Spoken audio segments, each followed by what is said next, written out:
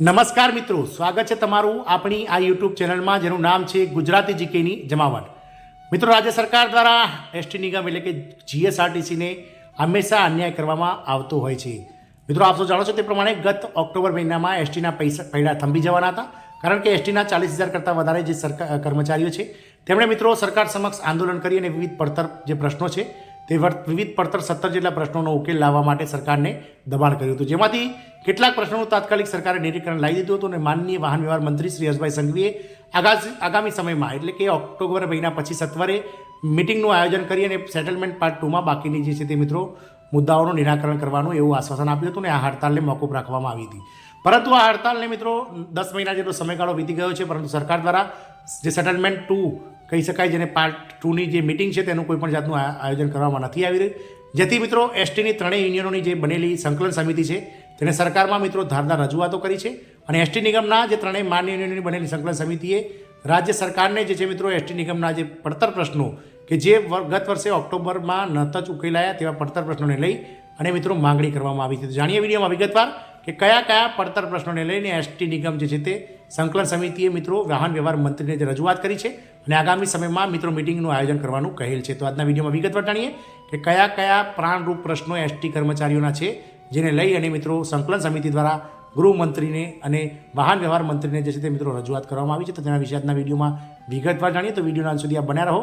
જો ચેનલમાં તમે નવા હોય તો અમારી ચેનલને તમે સબસ્ક્રાઇબ કરો, બાજુમાં રહેલું બેલ આઇકોન દબાવી ઓલ નોટિફિકેશન ઓન કરો, જેથી કરીને ચેનલ પર મૂકવામાં આવતા વિવિધ ભરતીઓના નોટિફિકેશન, વિવિધ ભરતીઓના પરિણામ, જીકેને લગતા વિડીયો અને સરકારી કર્મચારી પેન્શનર્સ યોજનાને લગતા પરિપત્રો તમને સરળતાથી ચેનલના માધ્યમથી ઉપલબ્ધ થઈ જાય. તો મિત્રો, એસટીના ત્રણેય યુનિયનોની બનેલી સંકલન સમિતિ દ્વારા સરકારમાં ધારદાર રજૂઆતો કરવામાં આવી છે અને એસટી નિગમના ત્રણેય માન્ય યુનિયનની બનેલી સંકલન સમિતિએ તાજેતરમાં રાજ્ય સરકારના ગૃહ અને વાહન વ્યવહાર મંત્રી શ્રી હર્ષભાઈ સંઘવીને સંબોધીને વિગતવાર આવેદનપત્રો દ્વારા સરકારી કર્મચારી અને એસટી નિગમના કર્મચારીઓના વિવિધ પડતર પ્રશ્નોને સમાધાન થાય છતાંય એસટીના વહીવટકર્તાઓ દ્વારા અમલ કરવામાં ન આવતા ઘટતા આદેશો કરવા અનુરોધ કર્યો છે.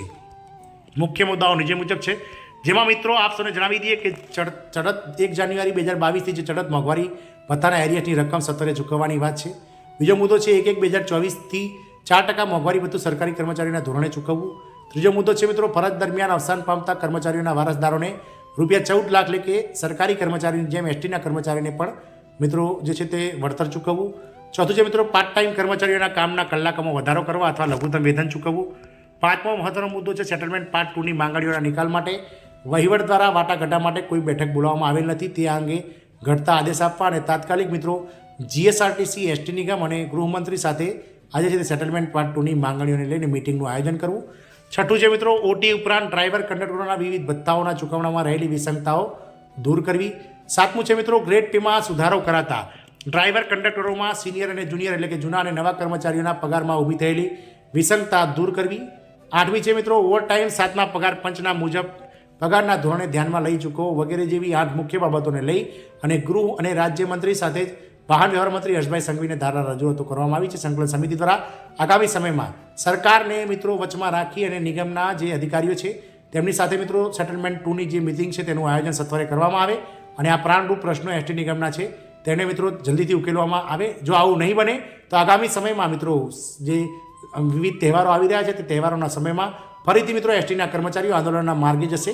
તો કોઈ નવાઈ નહીં મિત્રો. જોવાનું એ રહેશે કે સરકાર મિત્રો આ આવેદનો પછી સંકલન સમિતિના આવેદનો પછી એસટી નિગમને ટકોર કરીને આ વિવિધ મુદ્દાઓને પડતર પ્રશ્નોને ઉકેલવાનું કહે છે કે પછી આગામી સમયમાં એસટી નિગમના કર્મચારીઓને ફરીથી મિત્રો આંદોલન જ એક મહત્વનો જે રસ્તો છે તે દેખાશે. તે તો સમય બતાવશે. જય હિન્દ, અસ્તુ.